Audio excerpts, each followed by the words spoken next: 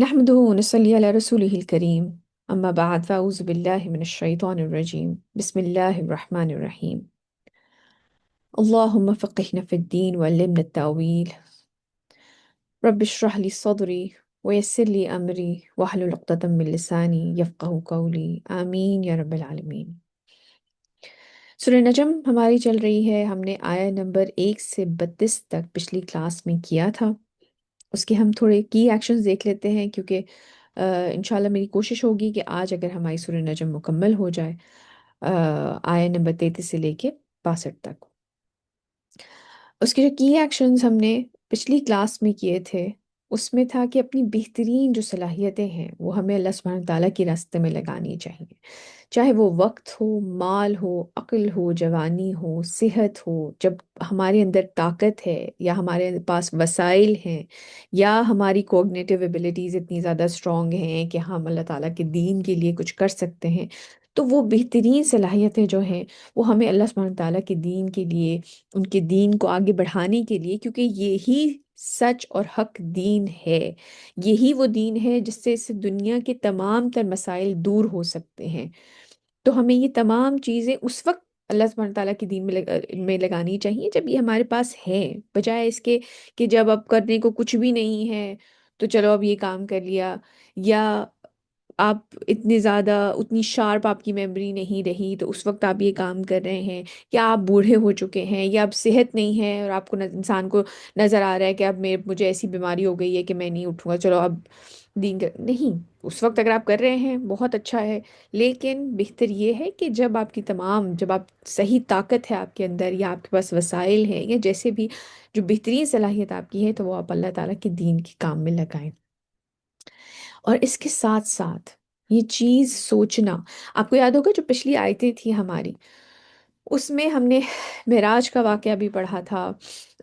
उसमें उसको काफ़ी तफसील से पढ़ा था और उसके साथ साथ जो एतराज़ात थे और जो उस वक्त के कुफ़ार मक्का थे उनकी जो बातें थी उनके ऊपर जो कुरान का मौक़िफ़ था वो हमने उसके बारे में पढ़ा था। तो क्या हम वाकई सिरात मुस्तकीम पर हैं या सिर्फ अपनी ख्वाहिश नफ्स को खुश करने के लिए बातें कर रहे हैं?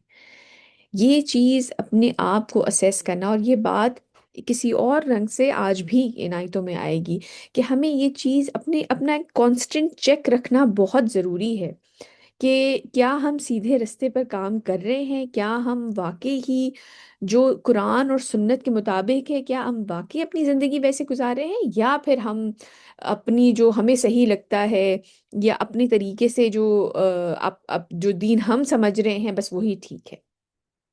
इसके बारे में करना क्या चाहिए, हमें इसके बारे में रिसर्च करनी चाहिए। हमें डिफरेंट पर्सपेक्टिव्स को सुनना चाहिए। हमें वो चीज़ देखनी चाहिए जो कि कुरान और सुन्नत से करीब तर है, ना कि किसी अपनी इंसान की अपनी सोच है।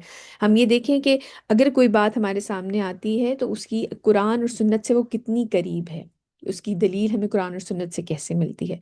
तो बजाय इसके कि अपनी मर्जी की चीज़ों को अपना दीन बना लिया जाए, अपना लाइफस्टाइल बना लिया जाए, ये सोचना कि क्या वाकई ही ये कुरान और सुन्नत के मुताबिक है क्या, या फिर हम अपनी ख्वाहिश नफ्स की पैरवी कर रहे हैं। आज इंशाल्लाह हम आया नंबर 33 से स्टार्ट कर रहे हैं। आउज़ बिल्लाहि मिनश शैतानिर रजीम, बिस्मिल्लाहिर रहमानिर रहीम।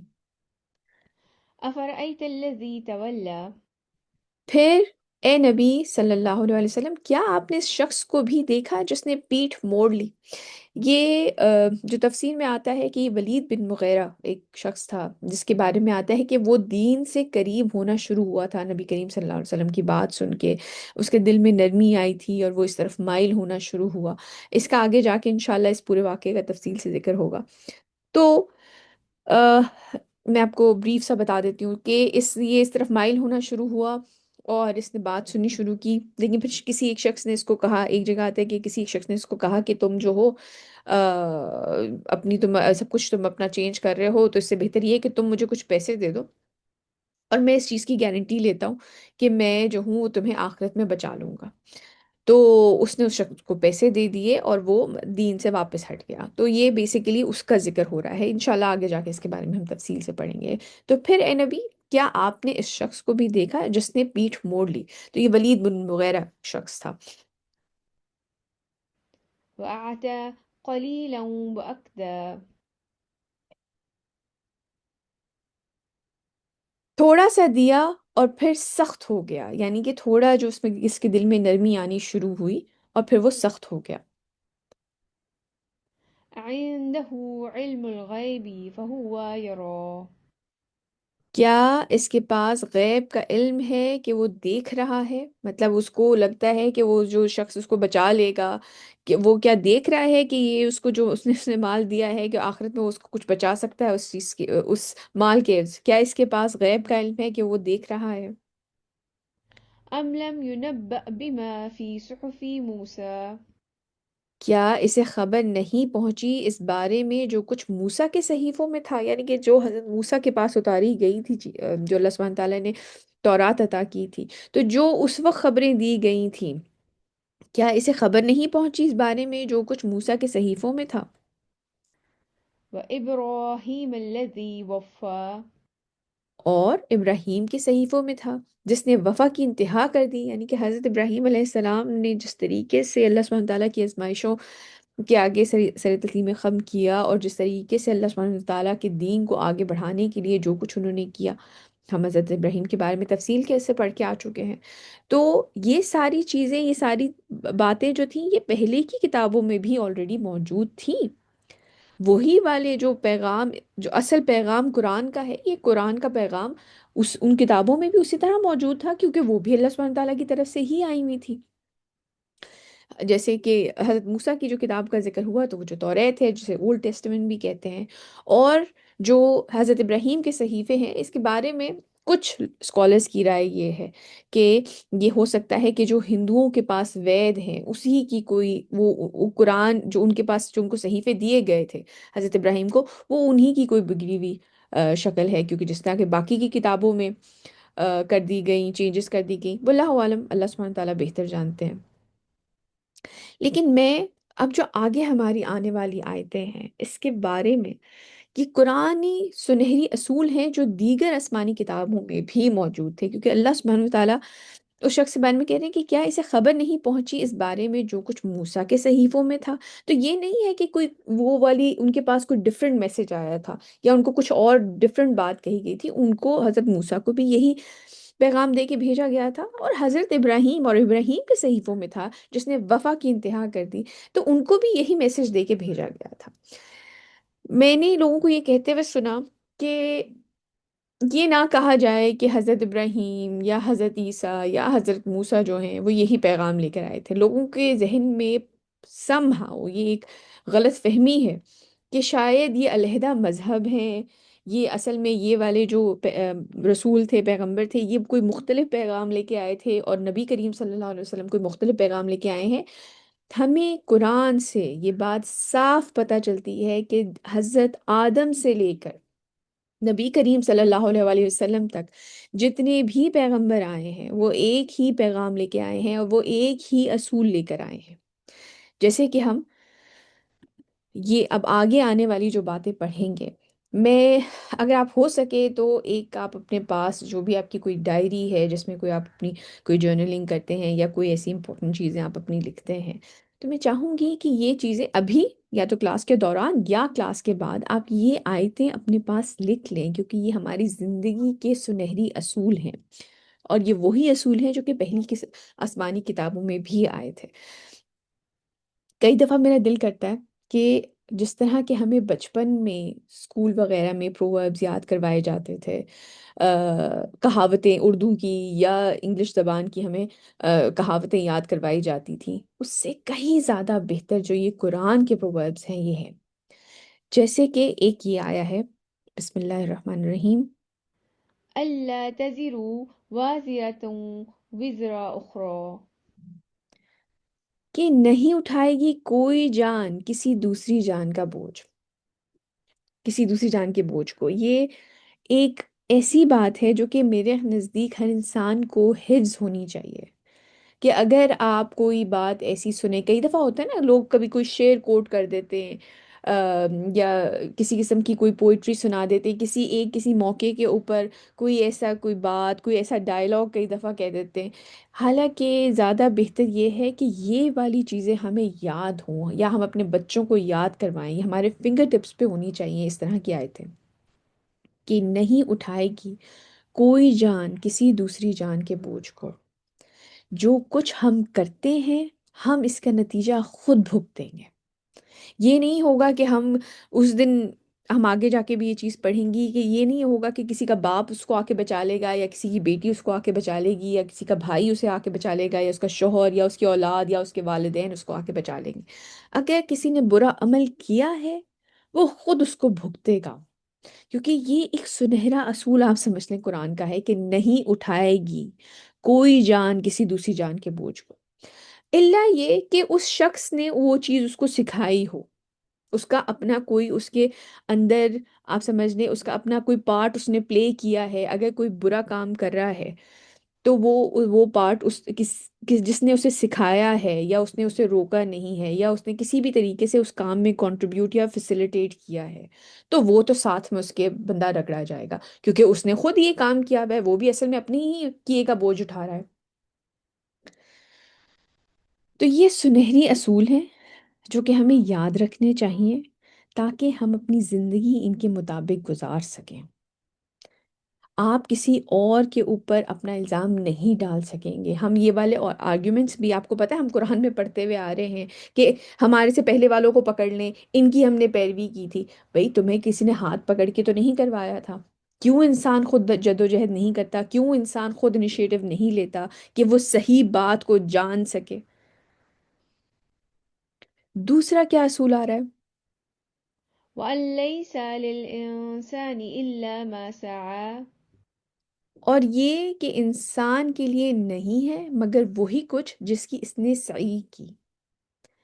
جس چیز میں آپ نے جد و جہد کی ہے، اگر آپ اپنی زندگی کے تمام تر قوتیں اپنی اس دنیا کو بنانے میں لگا رہے ہیں، اگر آپ کی سعی یہ ہے کہ میری دنیا سنور جائے اور میں بس ایک اچھی زندگی گزار لوں، ڈزنٹ میٹر کہ میں کس طریقے سے مال کما رہا ہوں، حلال ہے یا حرام ہے، کوئی فرق نہیں پڑتا کہ ہمارے بچے جو ہیں وہ ایسی ایجوکیشن لے رہے ہیں کہ کل کو جا کے ان کو آگے سے وہ حرام میں ان کو مال ملے گا، یا ہمارے بچے کس طریقے سے ڈریس اپ ہو کے باہر جاتے ہیں۔ آج کل ماؤں کا کے ذہن میں یہ بھی ہے کہ اچھا ذرا اس طرح کے ماڈرن ڈریسنگ کرے گی تو میری بچی کی شادی اچھی جگہ ہو جائے گی، یا اس طرح کی فیملی میں۔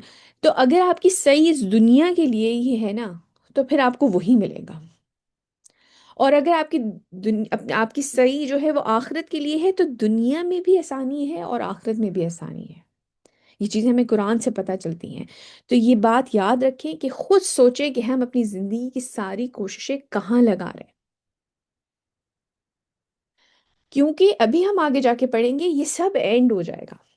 ایک وقت آئے گا، ہم سب جانتے ہیں کہ کوئی زندگی دنیا میں باقی نہیں رہا، ہماری آنکھوں کے سامنے کتنے ہی لوگ چلے جاتے ہیں، تو ہمیشہ تو یہاں کوئی نہیں رہ رہا۔ تو یہ سوچیں کہ یہ جو ہماری ٹیمپریری لائف ہے، یہ جو ٹیمپریری ہماری زندگی ہے، ہم اپنی اس کے لیے جو ہماری کوششیں ہیں ہم اپنی اس دنیا ہی کو بنانے میں لگا رہے ہیں یا ہم اپنی آخرت کو بنانے میں لگا رہے ہیں۔ السلام علیکم میم۔ وعلیکم السلام جی شگفتہ۔ اچھا میم، میرا کوشچن ہے وہ یہ ہے کہ لائک میں جب بھی قرآن پاک کے بہت قریب ہونا اسٹارٹ ہو جاتی ہوں نا، تو ہوں، مجھے نا اور مجھے آئی نو کہ یہ شیطانی طرف سے وسپرز ہوتے ہیں کہ تمہاری دنیا جو ہے وہ پیچھے رہ جائے گی اور تم اس طرح سے کمپٹیشن میں جاؤ گے، واٹ ایور جو بھی ہے، لیکن وہ بہت زیادہ پھر بادرنگ آ رہی ہوتی ہے۔ دیکھیے اچھا، میں بالکل پھر اعوذ باللہ اگلی من بات الشیطان ہے۔ الرجیم بھی پڑھ رہی ہوتی ہوں سب کچھ، پھر پتہ ہے میم یہ ہوتا ہے کہ میں نا قرآن پہ کنسسٹنٹ نہیں رہ پاتی، جو سب سے دیکھیے زیادہ گلٹ ہے مجھے۔ شگفتہ، میں آپ سے جو ابھی اگلی بات میں کہنے لگی تھی نا، وہ میں یہی کہنے لگی تھی کہ دیکھیں یہ دین جو یہ جو دنیا ہے نا، اسی میں رہتے ہوئے ہم نے اس دین کو فالو کرنا ہے۔ میں کسی بھی ایگزیکٹلی میم، لحاظ سے میں بہت زیادہ کوشش کرتی ہوں، بہت زیادہ مینج کرنے کی کوشش کرتی ہوں، لیکن میں قرآن پر کنسسٹنٹ نہیں ہوں۔ جو اوتھینٹک بک ہے مجھے اس کو پکڑنا ہے، میں اس پہ کنسسٹنٹ ہی نہیں ہوتی۔ 2 دن میں قرآن کے نوٹس بناتی ہوں، تیسرے دن میں وہی کی وہی۔ دیکھیں، ہمیں یہ بھی بتایا گیا ہے ہمارے دین میں کہ جتنا تم سے آسانی سے پڑھا جا سکے نا تم اتنا پڑھ لو۔ یعنی کہ اگر آپ روزانہ آپ کا معمول یہ ہے کہ آپ آدھا صفحہ پڑھ رہی ہیں، آپ اگر کسی دن مصروف ہے، آپ کوئی تعلیم حاصل کر رہی ہیں، آپ ایک لائن پڑھ لیں، اس کو ہوتا ہے یہ ہے کنسسٹنٹ رہنا۔ آپ ایک لائن پڑھ لیں اور اس کا ترجمے کے ساتھ پڑھ لیں۔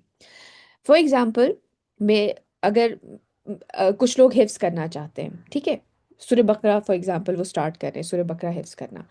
اگر میں یہ نہیں کہتی کہ بھئی آپ 3 مہینے کے اندر سورہ بقرہ پوری حفظ کر لیں یا 1 مہینے کے اندر سورہ بقرہ پوری حفظ کر لیں، آپ کنسسٹنٹ رہیں.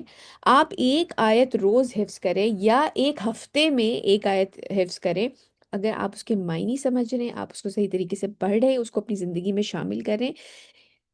یا کہنے کا مقصد یہ ہے کہ آپ تھوڑا کام کر رہے ہیں لیکن آپ کنسسٹنٹلی کر رہے ہیں. پہلی چیز، جیسے آپ ابھی اپنے قرآن کو کا معمول بتانے کی کوشش کر رہی تھی. دوسری بات جو میں یہ کہنا چاہ رہی ہوں وہ یہ ہے کہ دین کو فالو کرنے کا مقصد یہ ہرگز نہیں ہے کہ آپ دنیا کو چھوڑ دیں. دین کو مقصد فالو کرنے کا مقصد یہ ہے کہ جو دنیاوی زندگی کی چوائسیز آپ لیتے ہیں وہ قرآن اور سنت کے مطابق ہیں کہ نہیں. اگر ایک شخص باہر جا کے 12 گھنٹے نوکری کر رہا ہے لیکن وہ انتہائی محنت سے، خلوص سے اور اللہ سبحانہ تعالیٰ سے ڈرتے ہوئے اپنا کام کر رہا ہے، حلال روزی کما کے گھر لا رہا ہے، وہ 12 گھنٹے عبادت کر رہا ہے. اگر ایک لڑکی اپنے آپ کو صحیح طریقے سے کور کر کے جا رہی ہے اور اگر وہ بالکل قرآن اور سنت کے مطابق جا کر وہاں پہ کہیں پہ علم حاصل کر رہی ہے یا کوئی کام کر رہی ہے، وہ عبادت کر رہی ہے اگر وہ ضرورت کے تحت گھر سے باہر نکلی ہے. آپ اپنی زندگی کا جو بھی کام کریں اگر وہ قرآن اور سنت کے مطابق کر رہے ہیں تو آپ عبادت کر رہے ہیں. حلال روزی کمانا عبادت ہے. آپ یہ دیکھیں نا، ہمارے دین میں تو یہ بھی آتا ہے کہ میاں بیوی کا جو ایک حلال ریلیشن شپ، ایک حلال تعلق ہے، وہ اس سے ثواب ملتا ہے. تو جب ایک صحابی نے پوچھا کہ اچھا اس سے بھی اپنی بیوی کے پاس جا کے جو آپ کا ایک انٹیمیٹ ریلیشن شپ ہے اس کے لیے بھی ثواب ہے، تو آپ نے کہا اگر اس کے ادروائز آپ کریں گے، حرام ریلیشن شپ میں جائیں گے، وہ گناہ ہے، تو اگر آپ حلال طریقے سے کریں گے تو وہ ثواب ہے. کہنے کا مقصد کیا ہے؟ کہنے کا مقصد یہ ہے کہ ہم اپنی زندگی میں جو چوائسیز لیں وہ قرآن اور سنت کے مطابق لیں. حلال طریقے سے نکاح کر رہے ہیں اگر آپ، تو آپ ثواب کما رہے ہیں. اگر آپ اس لڑکی کے اندر یا اس لڑکے کے اندر وہ چیزوں کو دیکھ رہے ہیں کہ بھئی یہ دیندار ہے کہ نہیں، بجائے اس کے کہ آپ یہ دیکھیں کہ اچھا مالدار ہے کہ نہیں، یا میرے بچوں کی یہ لڑکی تربیت کیسی کرے گی، یا یہ شوہر کیا میرے بچوں کی دیندار تربیت کرنے میں مجھے فیسیلیٹیٹ کرے گا. اگر ان دو چوائسیز میں ایک ہے کہ جی بڑا ہینڈسم لڑکا ہے اور بڑا ٹال ہے اور بڑا امیر ہے، اور دوسری طرف ایک ایسا شخص ہے جو کہ مناسب کماتا ہے لیکن وہ میری دین میں میری ہیلپ کرے گا. آئی نو ظاہری طور پہ آپ یہ چیزیں دیکھ سکتے ہیں، لیکن یہ شخص ایسے ہم اپنے بچوں کی پرورش ایسے کر سکیں گے جو کہ اللہ سبحانہ تعالیٰ کو راضی کریں. تو پھر آپ کون سی چوائس لیں گے؟ یہ چوائسیز کی میں اور پھر آپ کے لیے وہ چیز آسان کر دی جائے گی، آپ کے لیے اس چیز میں ثواب ہوگا، آپ کے لیے اس چیز میں برکت ہوگی. یہ ہے اپنی زندگی کی کوششوں کو دین کے لیے لگانا. میں ہر کسی ہمارے دین میں تو یہ ہے ہی نہیں کہ آپ سب کچھ چھوڑ چھاڑ کے اچھا میں نکاح بھی نہیں کروں گی، میں سارا وقت نماز روزہ اور اس میں گزار دوں گی اور میں ساری ساری رات عبادت کروں گی. ہمارا دین یہ نہیں کہتا ہے ہمیں. میں زندگی کی چوائسیز کے بارے میں بات کر. آپ اپنے رشتہ داروں کو نہیں چھوڑیں گے، آپ اپنے والدین کے سامنے اپنے پروں کو جھکا کے رکھیں گے. اس وقت آپ اگر آپ کے والد آپ سے کوئی بات کہہ رہے ہیں یا آپ کی والدہ آپ سے کوئی بات کر رہی ہیں اور اس وقت وہ دین و قرآن و سنت کے خلاف نہیں ہے، آپ سر تسلیم خم کرتے ہیں، ہاں جی ٹھیک ہے آپ صحیح کہہ رہے ہیں، اور آپ ان سے عزت سے بات کرتے ہیں، آپ عبادت کر رہے ہیں اس وقت. آپ میری بات، آپ میرا پوائنٹ سمجھ رہے ہیں آپ لوگ؟ آپ عبادت کر رہے ہیں اس وقت. آپ جب اپنی کسی رشتہ دار، آپ کی رہی ہوئی رشتے، آپ کی پھپھو، آپ کے تایا، آپ کے چچا، آپ کی خالہ، آپ کے ماموں، جن کو کوئی ضرورت ہے، اگر آپ ان کی کوئی ضرورت پوری کرتے ہیں، حتیٰ کہ اگر آپ جا کے ان سے کوئی محبت کے 2 الفاظ بولتے ہیں، آپ عبادت کر رہے ہیں. میں ان چوائسیز کی بات کر رہی ہوں. ہمارا تو دین ہے، اٹس اے لائف سٹائل. اسلام دین کا مطلب ہے کہ اسلامک لائف سٹائل. تو یہ نہیں ہے کہ کچھ بھی چھوڑ کے بیٹھ گئے. اگر آپ میڈیکل اسٹوڈنٹ ہیں، اگر آپ اپنا 100% دے کے وہی میڈیکل کی کتابیں پڑھ رہے ہیں تاکہ آپ اللہ کی مخلوق کی خدمت کر سکیں، تو آپ عبادت کر رہے ہیں. یہ باتیں یاد رکھیں. ہمارا دین سب کچھ چھوڑ چھاڑ کے بیٹھنے کا نام نہیں ہے. بالکل ہمارے فرائض، ہماری نماز روزہ حج زکوٰۃ، یہ اولین درجہ ہے اور یہی سب سے ٹاپ پرائیورٹی ہونی چاہیے. لیکن اس کے بعد جو ہمارا لائف سٹائل ہے وہ دین کے مطابق ہے تو وہ عبادت ہے. ہمارا تو دین یہ ہے کہ نبی کریم صلی اللہ علیہ وسلم نے فرمایا کہ آپ کھانا کھا کے شکر کرنا ایسا ہی ہے جیسے صبر کے ساتھ روزہ رکھنا. تو آپ کھانا کھائیں، شکر کے ساتھ کھائیں. تو جو میرے کہنے کا مقصد یہ ہے کہ ہم یہ سوچیں کہ ہم اپنی زندگی کی جو ساری کوششیں ہیں وہ کہاں لگا رہے ہیں. تو پھر مووی دیکھنے جانے سے بہتر اپنے کسی ریلیٹیو جس کو ضرورت ہے اس کے پاس جا کے بیٹھ کے محبت کے دو بول بولنا، یہ چوائسز لینی ہے آپ نے. The choice is not between کہ اب میں مووی دیکھوں یا میں نماز پڑھ لوں، کوئی نفل نفل عبادت کر لوں. دا چوائس از بٹوین کہ آپ جا کر میں ان کی کوئی مدد کر دوں، ان کا گھر سمیٹ دوں. سمجھ رہے ہیں بات آپ میری؟ یہ ہے زندگی کی چوائسز جو آپ لے رہے ہیں. اپنی جو فرائض ہیں اور اللہ تعالیٰ کے ساتھ جو آپ کا تعلق ہے اس کو ساتھ رکھتے ہوئے یہ چوائسز آپ نے لینی ہے کہ میں نے کیا تعلیم حاصل کرنی ہے، میں نے کیسے شخص کے ساتھ شادی کرنی ہے، میں کن حلیے میں باہر جاؤں گی. کوئی مرد ہے تو میں نے کیا کمانا ہے، اپنے گھر والوں کو کیا کھلانا ہے. آگے چلتے ہیں. وَأَنَّ سَعْيَهُ سَوْفَ يُرَى. اور پھر جو یہ ساری ایفرٹ آپ کر رہے ہیں، ہمیں قرآن یہ کہہ رہا ہے اور یہ کہ اس کی صحیح عنقریب اسے دکھا دی جائے گی. جو جد و جہد اس نے کی ہوگی وہ رائے گاہ نہیں جا رہی، وہ اسے دکھا دی جائے گی کہ تم نے یہ چوائسز لی تھیں. ہم قرآن میں یہ بھی پڑھ کے آ چکے کہ وہ لوگ یہ کہہ رہے ہوں گے کہ یا اللہ یہ آپ کا کرم ہے کہ ہم جنت میں آ گئے، اور اللہ سبحانہ تعالیٰ کہیں گے نہیں یہ تم لوگ کی ایفرٹ ہے. وہ دکھا دی جائے گی کہ دیکھو ایفرٹ تم اس طرف کر رہے تھے.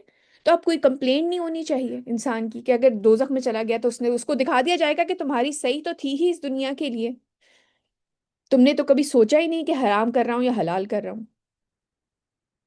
اور یہ کہ اس کی صحیح عنقریب اسے دکھا دی جائے گی.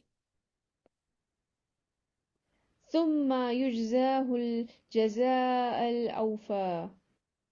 پھر اس کو بدلہ دیا جائے گا پورا پورا بدلہ. نیکی کی تھی صحیح، اگر اللہ سبحانہ تعالیٰ کو راضی کرنے کی صحیح کی تھی، انسان کی جد و جہد پوری اس میں لگی ہوئی تھی، تو اس کو اس کے حساب سے بدلہ دے دیا جائے گا.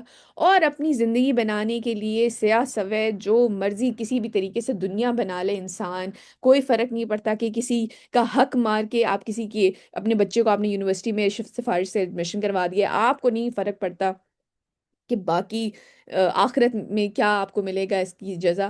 آپ نے اپنی دنیا بنانے کے لیے لگا دی ہے تو پھر آپ کو اس کے مطابق بدلہ مل جائے گا. وَأَنَّ إِلَى رَبِّكَ الْمُنْتَهَى. اور یہ کہ بالآخر پہنچنا تمہارا رب ہی کی طرف ہے، آخر میں لوٹنا اللہ ہی کی طرف ہے. ایسا نہیں ہے کہ انسان نے جو بھی جد و جہد جو بھی سیکریفائزز یہاں پہ کیے ہوں گے تو اس کو کسی نے دیکھا نہیں. آپ نے اللہ سبحانہ تعالیٰ کی طرف چلے ہی جانا ہے. یا اگر آپ نے کچھ غلط کیا ہے تو یہ نہیں ہے کہ بس یہیں پہ مر کے مٹی ہو گئے اور کوئی آگے پیچھے کچھ کوئی پوچھنے والا نہیں ہے. آخر بالآخر پہنچنا تمہارا رب ہی کی طرف ہے، ریٹرن وہیں پہ ہوگا، پھر سب کچھ سامنے آ جائے گا. وَأَنَّهُ هُوَ أَضْحَكَ وَأَبْكَى. اور یہ کہ وہی ہے جو ہنساتا بھی ہے اور رلاتا بھی ہے. زندگی کے جو بھی سچویشنز آتے ہیں وہی اللہ سبحانہ تعالیٰ ہے جو کہ ہمیں سچویشن دیتے ہیں اور وہ ہماری آزمائش ہوتی ہے. ہم پہلے بھی اس کے بارے میں بڑی تفصیل سے بات کر چکے ہیں کہ صبر اور شکر دونوں ہی آزمائشیں ہیں. یا آپ صبر سے آزمائے جاتے ہیں، کوئی مشکل آتی ہے انسان روتا ہے، آ، کسی بہت ہی پیارے کا آپ کی زندگی سے چلے جانا، یا کوئی بیماری یا کوئی مالی مشکل کسی طرح کی آ جانا، یہ بھی اللہ تعالیٰ کی طرف سے ہے، آزمایا جا رہا ہے. اور ہنساتا بھی وہی ہے، آسانیاں ہیں، راحتیں ہیں. اللہ سبحانہ تعالیٰ نے اتنی خوبصورت محبت کرنے والے رشتے دے رکھے ہیں، ان کے ساتھ انسان بیٹھتا ہے، ہنستا ہے، بولتا ہے، اپنا کوئی دکھ سکھ ان کے ساتھ شیئر کرتا ہے. یہ بھی اللہ سبحانہ تعالیٰ کی نعمت ہے. تو کیا ایسے میں جب ہنستے ہیں تو شکر کرتے ہیں کہ نہیں؟ یا اگر کوئی ایسی تکلیف آ گئی رو رہے ہیں تو صبر کرتے ہیں کہ نہیں؟ کیونکہ ریٹرن تو اللہ تعالیٰ ہی کی طرف ہے. ہمیں پتہ ہے کہ جو بھی یہاں پہ سچویشن ہے یہ بہت ٹیمپرری ہے.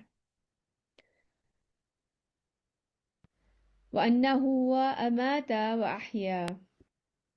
اور یہ کہ وہی ہے جو مارتا بھی ہے اور زندہ بھی رکھتا ہے. زندگی دینے والا بھی وہی ہے، اٹھانے والا بھی وہی ہے. وأنه خلق الزوجين الذكر والأنثى اور یہ کہ وہی ہے جس نے پیدا کیے ہیں جوڑے نر اور مادہ کے، یعنی کہ میل اور فیمیل کے جوڑے بھی اللہ سبحانہ تعالیٰ نے ہی بنائے ہیں، من نطفة إذا تمنى ایک ہی بوند سے جب کہ وہ ٹپکائی جاتی ہے، ایک ہی پروسیس کے تھرو اللہ سبحانہ تعالیٰ مرد بھی پیدا کرتے ہیں، عورتیں بھی پیدا کرتی ہیں، عورتوں کو بھی پیدا کیا اللہ سبحانہ تعالیٰ نے، اللہ سبحانہ تعالیٰ ہی ہیں وہ جو یہ جوڑے بھی بناتے ہیں۔ اللہ سبحانہ تعالیٰ کے نزدیک کوئی ڈفرنس نہیں ہے، صرف ایک کو ایک رول کے اندر فضیلت دے دی گئی ہے کیونکہ وہ خرچ کرتے ہیں، کیونکہ انسان کا ایک نظام چلانا ہے، ایک کمپنی کے دو سی ای او نہیں ہو سکتے، اسی طرح اللہ سبحانہ تعالیٰ نے ایک فیملی کا نظام چلانا ہے، اس میں ایک کو فضیلت عطا کر دی ہے۔ تو اللہ سبحانہ تعالیٰ کے لیے کوئی فرق نہیں ہے۔ ہم وہ آیت بھی جانتے ہیں کہ صبر کرنے والے مرد، صبر کرنے والی عورتیں، شکر کرنے والے مرد، شکر کرنے والی عورتیں، اللہ سبحانہ تعالیٰ کے لیے کوئی ڈفرنس نہیں ہے اس چیز میں، اللہ سبحانہ تعالیٰ ہی خالق ہے۔ وأن عليه النشأة الأخرى اور یہ کہ اسی کے ذمے ہے دوبارہ اٹھانا، ایسا نہیں ہوگا، اللہ سبحانہ تعالیٰ نے یہ چیز اپنے ذمے لے لی ہے کہ ایک دن آئے گا جب وہ دوبارہ اٹھائیں گے، اور جس کی جو کی بھی کرتوت ہے، چاہے سزا یا جزا کے، وہ جو چیز عطا کر دی جائے گی۔ اور یہ کہ اسی کے ذمے ہے دوبارہ اٹھانا، اللہ سبحانہ تعالیٰ نے یہ چیز اپنے ذمے کر لی ہے۔ جی بتائیے، آپ کچھ کوشچن پوچھنا چاہ رہی ہیں طہا بنت حبیب؟ میم جو آپ نے لاسٹ میں بولا کہ مرد اور عورت کو کوئی فضیلت نہیں ہے، تو میں یہ پوچھنا چاہ رہی تھی کہ ان کو ایک جو درجہ اوپر دیا ہے وہ خرچ کرنے کا دیا ہے، لیکن اگر کسی جگہ پہ ایسا ہو کہ مرد خرچ نہ کرنا، لائک وہ نہ کر سکتا ہو یا دونوں چیزوں میں وہ خرچ نہ کر رہا ہو، تو اس جگہ پہ کیا ہوگا، درجے کا کیا بنے گا؟ دیکھیے گا، یعنی میں نے یہ کہا ہے کہ اللہ سبحانہ تعالیٰ کے نزدیک دونوں میں کوئی فرق نہیں ہے، ٹھیک ہے، کیونکہ ان کی دونوں مخلوق ہیں۔ ہاں اللہ سبحانہ تعالیٰ نے ایک درجہ اوپر رکھا ہے، اور اللہ سبحانہ تعالیٰ نے اس کہا ہے کیونکہ وہ خرچ کرتے ہیں۔ جو بات آپ کری ہیں اس کے بارے میں جو فقہا ہے انہوں نے کافی زیادہ ڈیٹیل میں بات کی ہوئی ہے، میں چاہوں گی آپ ان کو جا کے ڈیٹیل میں اس کے اوپر سرچ کریں کہ کیا کیا ایسی کنڈیشنز ہیں۔ کچھ کے نزدیک ہے بہرحال ہر حال میں جو مرد ہے اس کی جو ہے وہ ایک گھر میں سے ہوگی، کچھ کے نزدیک اگر وہ خرچ کر رہے ہیں تو یہ کنڈیشنل ہے۔ اگین یہ آپ جو فقہا ہیں آپ کو آن لائن مل جائیں گے، اسلام کی ہوئے پیش شیخ قاسم کے لوگ اس کے بارے میں، خواتین نے بھی سوال کیا ہوا ہے کہ اگر وہ اس طرح سے خرچ نہیں کر پا رہے ہیں تو یہ آپ وہاں جا کے سرچ کر سکتی ہیں، ٹھیک ہے، اس کے بارے میں مختلف لوگوں کی رائے ہے۔ میم جی السلام علیکم۔ بتائیے، وعلیکم السلام ورحمۃ اللہ۔ میم یہ خرچ والا جو ہے وہ کیا مطلب جو مرد کماتا ہے اس والے خرچ کی بات ہو رہی ہے؟ جی، کہ مین جو اچھا۔ پرائم رسپانسبلٹی ہے گھر کا جتنا بھی خرچہ اٹھانا ہے تو مرد ہی کی ہے، ڈیفینیٹلی 100%۔ اچھا، تو یہ اس کے بارے میں، تھینک یو میم۔ ٹھیک ہے۔ تو اور یہ کہ اسی کے ذمے ہے دوبارہ اٹھنا، یعنی کہ اللہ سبحانہ تعالیٰ نے یہ چیز اپنے ذمے کر لی ہے کہ جو بھی دوبارہ کیوں اٹھنا ہے، تاکہ وہ جزا یا سزا ہمارے اعمال کی دے سکیں۔ یہ اللہ سبحانہ تعالیٰ نے اپنے ذمے کر لی ہے کہ جو شخص اس دنیا میں اللہ سبحانہ وتعالیٰ کی خاطر اپنی پوری زندگی ان کے مطابق گزار رہا ہے، کئی دفعہ ہوتی ہے ہمارے پاس ایسی اپرچونٹیز آتی ہیں جو کہ جائز نہیں ہوتی، اگر آپ یہ اپرچونٹی چھوڑ رہے ہیں اللہ سبحانہ تعالیٰ کے خوف کی وجہ سے، ان کی محبت کی وجہ سے، تو اس کی جزا دی جائے گی۔ تو اللہ تعالیٰ کے ذمے ہے دوبارہ اٹھایا جانا کہ اللہ تعالیٰ اس کو جزا دے، اس شخص کو جس نے کہ نیکی کی، اپنی زندگی اس کے مطابق گزاری، اور اس شخص کو سزا دے کہ جتنی جو ناانصافیاں ہم آج دیکھ رہے ہیں، یہ ہم لوگ بائی چوائس ہی کر رہے ہیں نا، یہ فری ول کے تحت ہی کر رہے ہیں، لیکن ایسا نہیں ہے کہ فری ول کے تحت انسان جو بھی چوائس لے گا اس کا نہ ہی کوئی جزا ہے نہ کوئی سزا ہے، بس مر کے مٹی ہو جائے، ایسا نہیں ہے۔ ایک دن اللہ سبحانہ تعالیٰ نے اپنے ذمے ایسا کر دیا ہے جس میں ہمیں اپنی جزا یا سزا پانے کے لیے دوبارہ اٹھائیں گے، تو اس کے مطابق ہی عمل کریں۔ یہ بات لکھی گئی ہے، یہ کبھی ٹل نہیں سکتی، یہ وقت آ کر رہے گا انسان کے اوپر، تو جو بھی اپنی زندگی ہے، جو بھی ہمارے اعمال ہیں، ان کا وہ اسی کے مطابق انسان پلان کرے. وأنه هو أغنى وأقنى. اور یہ کہ اسی نے دولت دی اور اسی نے خزانہ دیا. کچھ کے نزدیک جو اقنا ورڈ ہے، اس کا میننگ جو ہے وہ سیٹسفائیڈ کے اس میں آتا ہے کہ آپ اللہ سبحانہ تعالیٰ نے اس کو راضی کر دیا، دولت دی اور راضی کر دیا. کچھ کے نزدیک اس کا بالکل ہی برعکس میننگ ہے. وہ یہ کہتے ہیں کہ اس کا اقنا کا مطلب پینی لیس ہے، یعنی یہ غربت، یعنی یہ غنی بھی وہ کرتے ہیں، دولت بھی وہی دیتے ہیں، اور غربت بھی ان کی طرف سے ہے، کیونکہ دونوں سچویشن آزمائش ہیں اللہ سبحانہ تعالیٰ کی طرف سے. کچھ کے نزدیک اقنا کا مطلب جو ہے وہ لاسٹنگ اور سیکیورڈ پراپرٹی ہے، جیسے کہ گھر یا کوئی لینڈ یا کوئی باغ یا کوئی مویشیوں کا اس کے پاس اس طرح کا ہے. تو اللہ سبحانہ تعالیٰ بہتر جانتے ہیں.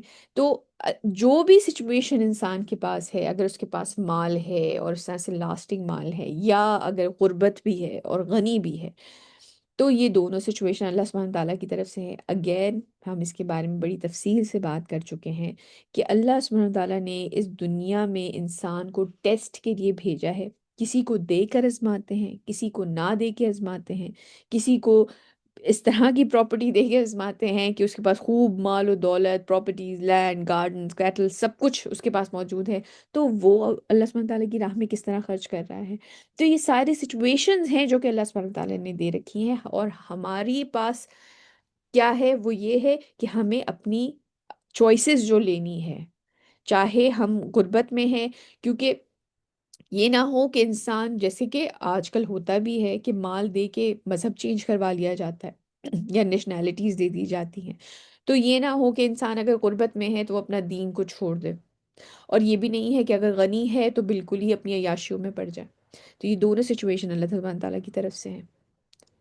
وأنه هو رب الشعرى. اور یہ کہ وہی شعرا کا بھی رب ہے. یہ ایک بہت ہی برائٹ سٹار ہے، اور اس کو اس ٹائم میں جو ہے لوگ اس کی پوجا کیا کرتے تھے. ایجپشنز وغیرہ بھی اس کی پوجا کیا کرتے تھے. تو اس کے بارے میں ہے کہ جس کو تم پوج رہے ہو، اللہ سبحانہ تعالیٰ اس کے بھی رب ہیں. یہ آسمان میں بہت ہی، آپ اس کے بارے میں بڑی سرچ کر سکتے ہیں. جو یہ برائٹسٹ ہے، ایک ایسا ستارہ ہے جو کہ بہت ہی زیادہ برائٹ ہے، اور یہ اس کو دیکھا کرتے تھے. بیسیکلی اس وقت کوئی اس طرح سے ٹیلیسکوپس تو نہیں تھے جس طرح کہ آج ہم دیکھ سکتے ہیں یونیورس کے اندر، لیکن یہ لوگ آبزرویشن کے اوپر زیادہ چلا کرتے تھے، کیونکہ اس ڈپینڈ یہ کرتا تھا کہ یہ ایک تو ہم جانتے ہیں کہ ستاروں سے راستہ دیکھا جاتا ہے، اس کے ساتھ ساتھ اپنی جو فیلڈز وغیرہ، جو اپنا بیج بونے کا ٹائم ہے، یہ اس سے بھی اندازہ لگایا کرتے تھے کہ یہ ستارہ یہاں پر ہے تو اب یہ والی فصل جو ہے یہ زیادہ فلرش کرتی ہے. اس آبزرویشن کے اوپر یہ چلا کرتے تھے، اور یہ سینہ بسینہ جو ہے یہ انفارمیشن پاس ہوتی تھی. تو اور اس طرح کے جو ٹولز بنائے ہوئے تھے کہ آپ جا کے دیکھ سکتے ہیں ایجپشن، اس کے اوپر تو بہت ہی ڈیٹیل میں دیکھ سکتے ہیں. حتیٰ کہ یہ جو 3 پیرامڈز ہیں، یہ بھی کہتے ہیں کہ اس وقت کے 3 ستاروں کے مطابق جو ہے یہ پلیسمنٹ ان کی ہے، واللہ عالم. تو یہ جو جس کو خدا مانتے ہیں اور جس کے مطابق اتنا چلتے ہیں، اور جو کفار مکہ بھی تھے وہ بھی ان ستاروں کو مانا کرتے تھے اور پوجا کرتے تھے. اللہ سبحانہ تعالیٰ فرما رہے ہیں کہ جن کی تم پوجا کرتے ہو، اللہ سبحانہ تعالیٰ تو ان کی بھی رب ہیں، تو اس رب کی پرستش کی جائے بجائے اس کے کہ اس کی مخلوق کی پرستش کی جائے. اور یہ کہ وہی شعراء کا بھی رب ہے. وأنه أهلك عاد الأولى. اور یہ کہ اسی نے ہلاک کیا تھا عاد اولا کو، یعنی کہ جو قوم عاد تھی، حضرت ہود کی جو قوم تھی، ان کو عہد اولا اس لیے بھی کہا جاتا ہے کیونکہ جو قوم سمود تھی، وہ قوم عاد میں سے جو لوگ ایمان لے کر آئے تھے وہ حضرت ہود کے ساتھ چلے گئے تھے، اور اس کے بعد جو ہے بعد میں جب وہ قوم بگڑی تو وہ قوم سمود تھی. اس لیے پہلی قوم عاد کو قوم اولا کہا جا رہا ہے، اور قوم سمود کو عاد ثانی بھی کہا جاتا ہے. تو اور یہ ہے اور یہ کہ اسی نے ہلاک کیا تھا عاد اولا کو. وثمود فما أبقى. اور سمود کو بھی بس کسی کو باقی نہ چھوڑا، یعنی کہ ان کو بھی ہلاک کیا تھا. قوم عاد کو بھی اور قوم سمود کو بھی، بس کسی کو باقی نہ چھوڑا۔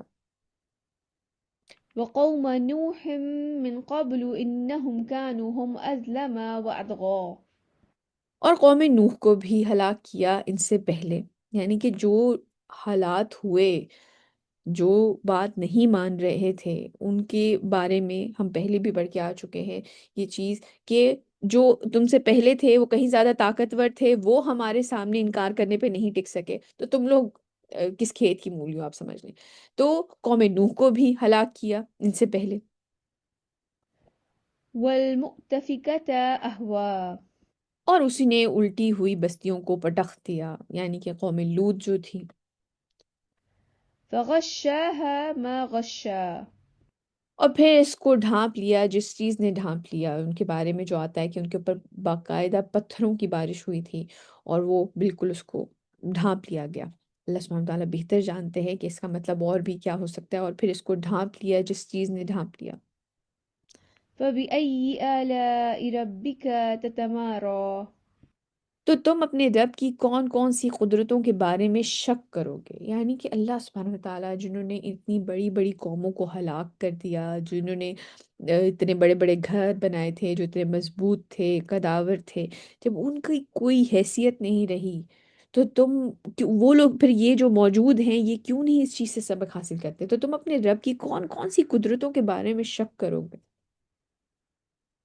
هذا نذير من النذر الأولى یہ محمد صلی اللہ علیہ وآلہ وسلم ایک خبردار کرنے والے ہیں، پہلے خبردار کرنے والوں کے زمرے میں ہیں، یعنی کہ جس طرح پہلے نبی بھیجے گئے ہیں خبردار کرنے کے لیے، اللہ سبحانہ تعالیٰ کی دین کی طرف دعوت دینے کے لیے، ان کی وحدانیت کی طرف بلانے کے لیے، اسی طرح کے خبردار کرنے والے، آخرت کے بارے میں ڈرانے والے نبی کریم صلی اللہ علیہ وسلم ہیں۔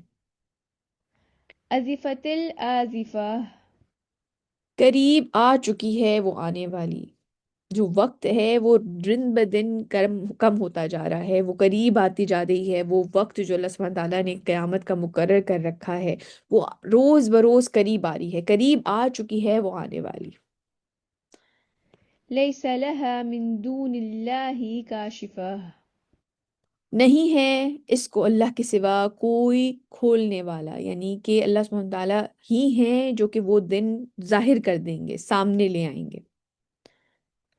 أفمن هذا الحديث تعجبون تو کیا تم لوگوں کو اس کلام کے بارے میں تعجب ہو رہا ہے؟ یعنی کہ یہ ساری چیزیں جو تمہارے ارد گرد نشانیاں ہیں، قوموں کو ہلاک کر دیا گیا ہے، ہم پہلے بھی پڑھ کے آ چکے ہیں کہ یہ جو سفر کیا کرتے تھے شام کا اور یمن کا، ان کے یہ دیکھا کرتے تھے جو ان کے باقیات کچھ قوموں کے جو موجود تھے، یا ایون جو ستارے کو یہ دیکھتے ہیں اور جو ارد گرد کی آبزرویشنز بھی ہیں، تو کیا تم لوگوں کو اس کلام کے بارے میں تعجب ہو رہا ہے؟ وتضحكون ولا تبكون اور تم ہنستے ہو اور روتے نہیں ہو، یعنی کہ یہ جو تمہارے سامنے کلام پیش کیا جا رہا ہے، تم اس کا مذاق اڑا رہے ہو بجائے اس کے کہ تم رو، جو جو نشانیاں تمہیں بتائی جا رہی ہیں اور اس کا مذاق بنا رہے ہیں، یعنی کہ ہنستے ہو اور روتے نہیں ہو اس کے بارے میں۔ وأنتم سامدون اور تم خوش فیلیاں کر رہے ہو، یعنی کہ تکبر کے اندر تم اپنی کھیل تماشوں میں، کھیل کود میں مگن ہوئے ہوئے ہو اور تم خوش فیلیاں کر رہے ہو۔ فاسجدوا لله واعبدوا بس سجدہ کرو اللہ کے لیے اور اسی کی بندگی کرو۔ یہ آیت سجدہ ہے، سجدہ کر لیجیے۔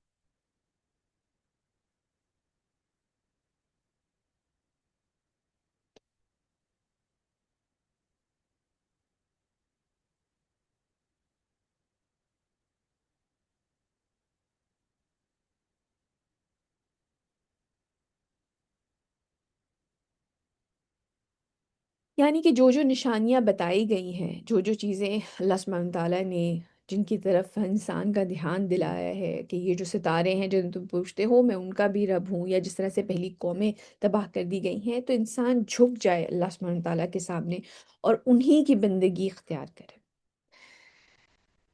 آج کا ہمارا لیسن یہیں تک، سورہ نجم ہماری الحمدللہ مکمل ہو گئی ہے۔ آج کے ہم کی ایکشنز دیکھ لیتے ہیں، جو کہ آپ سمجھ لیں جو سنہری اقوال تھے۔ میں چاہوں گی آج ضرور اگر آپ کلاس کے بعد ان کو لکھ سکیں اپنے پاس کہیں، اور ان کے اوپر بار بار انسان سوچے، انہیں یاد کر لے کہ ہم جو کچھ کریں گے اس کا نتیجہ ہمیں بھگتنا ہوگا۔ یہ بڑی چھوٹی چھوٹی سی لائنز ہیں، اگر ہم ان کو یاد کر لیں۔